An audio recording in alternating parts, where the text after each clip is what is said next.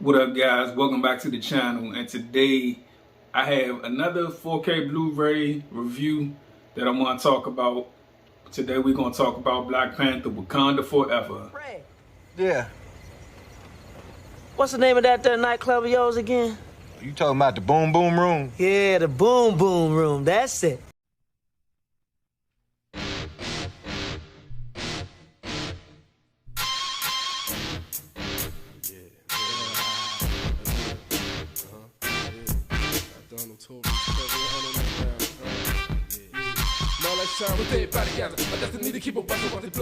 Alright, what up, guys? Let's talk about Black Panther: Wakanda Forever 4K. First of all, I would like to say that I was on the side of recasting T'Challa, and by no means necessary do I mean any disrespect to Chadwick Boseman, because I'm probably one of the biggest Chadwick Boseman fans out there, and I was a big fan of his even before he hit mainstream. Like, a lot of y'all probably aren't too familiar with Chadwick. Used to play on a TV show that I really used to like. It was a black family TV show called Lincoln Heights, and me and my wife, we used to love that show. He played as the brother. His name was Nate Ray. So that's how far back I go with Chadwick, before he became this big superstar actor. But as far as the role of T'Challa, I really felt like they should have recasted T'Challa to keep that story, because there's so much more T'Challa storyline that we'll, now not get to see because of them killing off the character and the movie, because he passed away in real life. I really felt like there's plenty more talented black actors that could have took up the mantle. I would have been a big supporter of Denzel's son, John David Washington. I felt like he would have been the perfect replacement for Chadwick, and we could have got to see, his relationship with Storm and the X-Men and all of that. But with that being said, let's talk about this 4K release. So I would like to say that I really did enjoy this movie. I thought that this movie had a lot of memorable scenes. To me, in my opinion, it had more memorable scenes than, I would say, Part 1 did. When I think of Part 1, that movie really had, so when I think of Part 1 of Black Panther, only two scenes really are memorable that really stick out to me.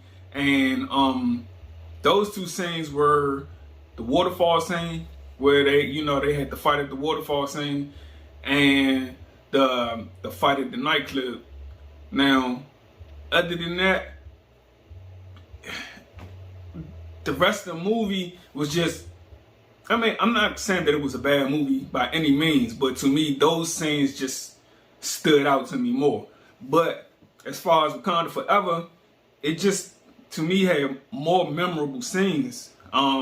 For example, you got, of course, I'm not even including the funeral scene, but you got the scene where the Namor's tribe, I don't know what they're called, but I like to call them the mermaids, when they came and they took over the ship early on in the movie. That scene stood out to me. Then you had the scene of Queen Ramonda passing away when Namor's tribe came and took over Wakanda. Then you got the scene where Shuri went to, for lack of a better term, Atlantis, where she went to see how they lived there. That scene stood out to me. You also had the introduction of Riri Williams. That scene stood out to me. And Shuri becoming Black Panther, that scene stood out to me. It just had more memorable scenes for me. Now, as far as the picture quality, the special effects were really good in this movie. I'm pretty sure y'all know that. But as far as the 4K transfer, I want to say that the dark scenes were some of the dark scenes were a little bit too dark, where it was kind of hard to make out, you know, what was going on. Now, I watched this movie in the theater room on the 4K projector, and I've also watched this movie on my 65-inch OLED TV, and the dark scenes were just as dark on both formats.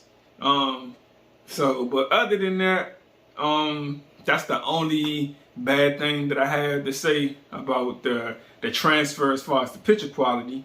Now, when it comes down to the audio had good surround effects. It had good panning from speaker to speaker. But like all Marvel movies, all Marvel 4K movies, you gotta turn your AV up a couple of dBs. So, but once you got it turned up a little bit louder than what you normally listen to I would say your most good 4K movies on, go up like 6 dBs, and then you'll get the effect that you're looking for. But as far as the surround effects, those were pretty good. Atmos scenes where you could hear the water splashing above your head, it had good overhead ceiling Atmos effects, if you understand what I'm saying. Like you hear the water splashing over top of you, you hear the spears flying over your head, and it had pretty good bass for a lot of the action scenes. So yeah, I would give the audio for this movie, I gotta give it a 7.5, just because you gotta turn it up so much louder that, you know, to get the effect that you're looking for. But other than that, I really enjoyed this movie. I do recommend you get it on 4K, and yeah, let's hope that when Ant-Man Quantumania comes out, that they can, you know, raise up the volume, the master volume levels a little bit on the audio. So that's all we asking for, you know. But yeah, that's about it. And I'm gonna get on out of here. And thanks for checking out the video, and I'll see y'all guys on the next one.